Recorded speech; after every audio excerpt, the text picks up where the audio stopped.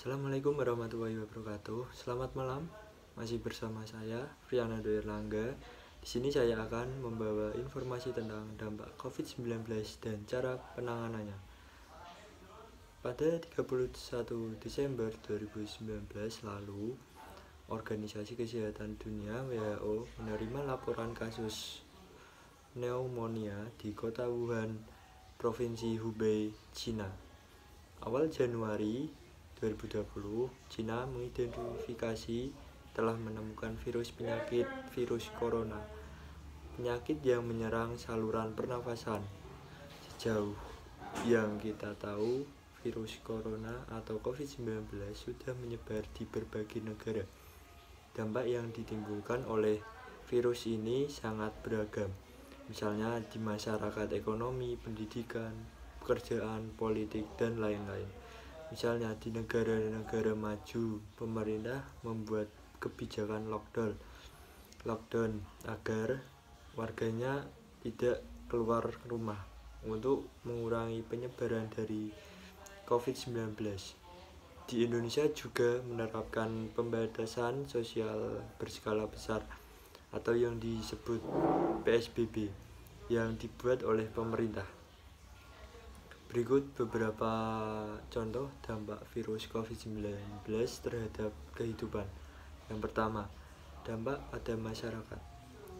Awal mula kasus 19 di Indonesia membuat banyak warga takut sekaligus was-was karena virus ini sangat menular. Dampaknya terhadap masyarakat. Pembatasan sosial ini dilakukan oleh pemerintah. Ketika keluar rumah harus selalu memakai masker, menjaga jarak, dan mencuci tangan sebelum 20 detik.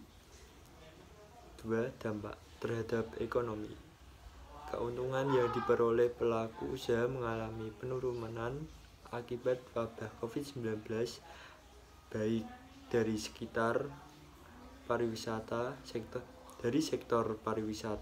maupun sektor penerbangan, sepi penumpang akibat kebijakan sosial. Di sektor industri, pabrik, produksi juga mengalami penurunan akibat banyaknya karyawan yang di PHK serta dipulangkan oleh perusahaan, sehingga mengakibatkan banyak orang menganggur. 3. Dampak program pendidikan. Ketika wabah COVID-19 menyerang di Indonesia, Kementerian Pendidikan dan Kebudayaan atau Kemdikbud menyatakan bahwa sekolah atau bidang pendidikan lainnya menyelenggarakan sistem pembelajaran jarak jauh atau online yang disebut School from Home (SFH). Melalui sistem ini, semua materi dan tugas dibagikan secara online. 4. Dampak pada pekerjaan.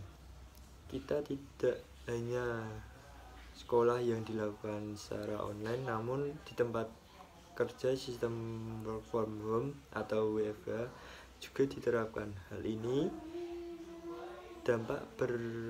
berdampak pada orang yang bekerja di area perkantoran. Terkadang pekerja kantoran memiliki jadwal piket sehingga saat di area kerja tidak banyak orang yang berkerumun. 5. Dampak pada politik. Dampak sistem pemerintahan banyak terjadi perubahan selama pandemi akibat COVID-19. Pandemi COVID-19 telah memengaruhi sistem politik beberapa negara yang menyebabkan penangguhan kegiatan legislatif, isolasi atau kematian beberapa politik, dan penjadwalan ulang pemilihan karena kekhawatiran penyebaran virus. Di Indonesia, pemilu di 2020 yang rencananya digelar pada 23 September ditunda sehingga Komisi Pemilihan Umum mengajukan penundaan. Sebagai penutup, contoh di atas, apakah kita diam saja? Tentu tidaklah. Justru pandemi ini kita bisa mengajari kita cara melindungi diri sendiri dan orang lain dengan berpegang pada protokol kesehatan serta menginginkan kita agar bahaya virus ini. Terima kasih. Mohon maaf apabila ada kesalahan. Mohon maaf. Wassalamualaikum warahmatullahi wabarakatuh.